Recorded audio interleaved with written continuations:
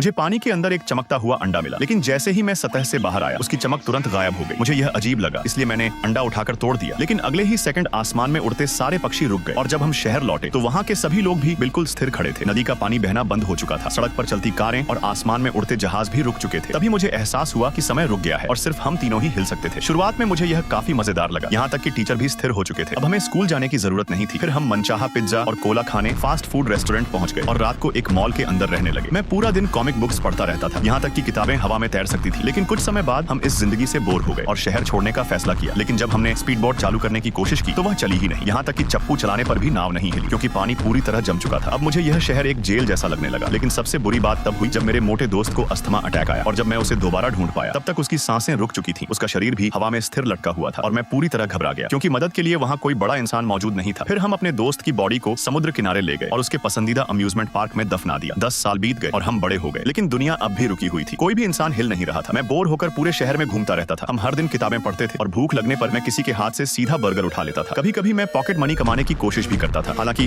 उसका कोई मतलब नहीं था। लेकिन यह अकेलापन अब सहना मुश्किल हो गया था, इसलिए हम वापस उसी जगह लौटे जहां अंडा तोड़ा था ताकि समय को फिर से शुरू कर सके। लेकिन कुछ भी नहीं बदला और मैं पूरी तरह टूट गया। फिर जोर से चिल्लाने लगा, लेकिन तभी जमीन पर लेटे हुए मेरी नजर चांद पर गई और मैंने देखा कि चांद बदल चुका था। ये देखकर मैं खुशी से पागल हो गया और तुरंत अपने दोस्त को यह खबर बताने भागा, लेकिन वह कहीं नहीं मिला। जब मैं चट्टान के पास पहुंचा तो वहां सिर्फ उसके कपड़े पड़े थे। अब मैं अपना आखिरी दोस्त भी खो चुका था और निराश होकर खुद भी समुद्र में कूद गया। जैसे जैसे मैं नीचे डूब रहा था मुझे मेरा दोस्त आंखें बंद किए दिखाई दिया, लेकिन तभी एक चमत्कार हुआ और मैं लहरों के साथ वापस किनारे पर आ गया। फिर मैंने देखा कि पक्षी दोबारा उड़ रहे थे और समुद्र का पानी फिर बहने लगा था। लेकिन असली दुनिया में समय अभी भी रुका हुआ था और जिस पल वह अंडा टूटा था उसी पल मुझे ऐसा लगा जैसे कोई कैदी आखिरकार आजाद हो गया हो।